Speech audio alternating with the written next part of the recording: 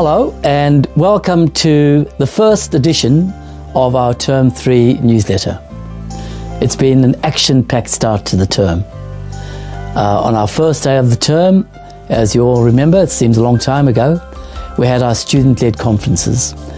And judging by the feedback given on the survey that you filled out after the conferences, you all told me in the survey that you found the new format, student-led conferences as opposed to parent-teacher interviews, you found that new format a huge success.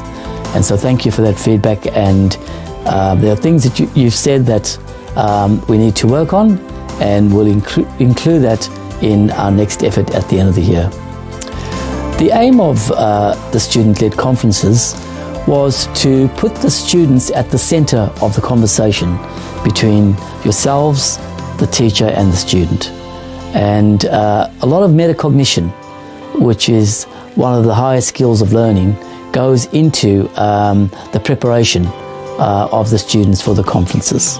For example, the students had to populate a scaffold which identified the key points in a typical parent-teacher conversation, such as behaving in class, prepared for class, and reflection on their grades. And what we did with that scaffold is we used it as a script for the kids to make a video, which they uploaded onto their digital portfolios, and you were able to view that on the digital portfolios. So I think it was a great success, and it was, in all essence, student-led. Monday, I had some senior people from Macquarie University visit our college. And the purpose of that visit was to form a partnership with Santa Sophia. Part of the partnership would involve our college giving undergrad teachers an experience of contemporary learning. And at the moment we've got 5 prac students on staff, and they are learning heaps. In return, Macquarie University have agreed to have early entry for our students. And also we're pushing that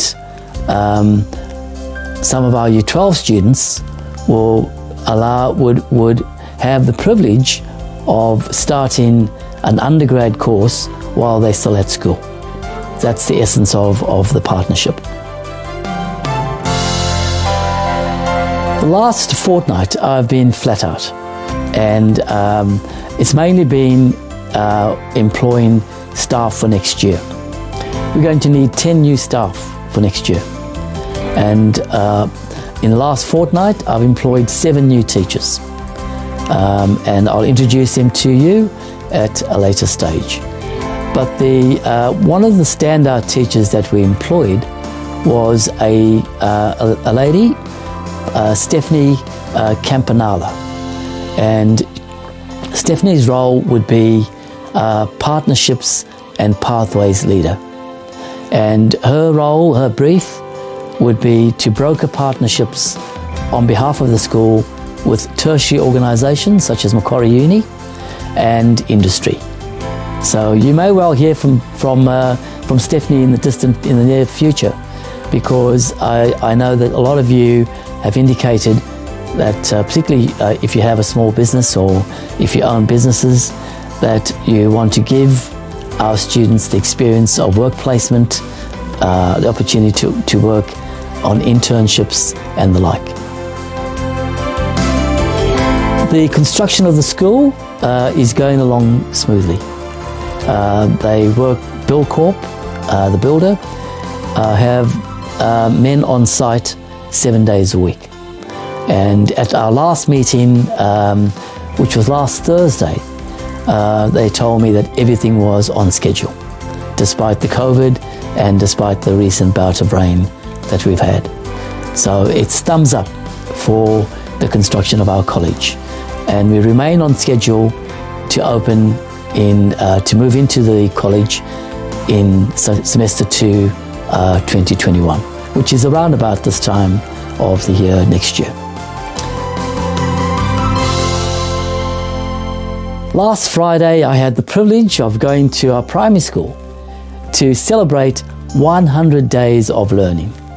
Now, can I thank all the mums and dads and the grandparents for the costumes, the t-shirts that the kids wore. It was just a fantastic celebration, and I really felt a sense of community. Even though you weren't there in person, the outfits, obviously the kids couldn't make them themselves.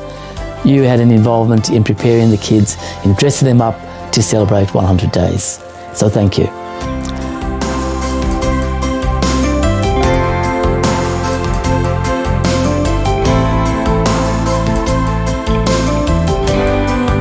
Last Saturday, we celebrated the feast day of St. Mary of the Cross, Mckillip, Australia's only patron saint and our diocesan patron as well.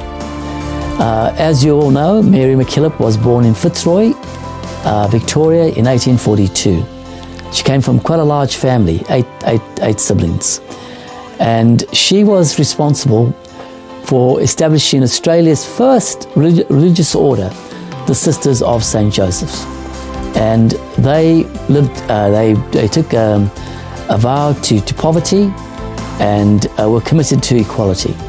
The sisters established many schools and hospitals as well, and orphanages, and established homeless shelters right throughout the country.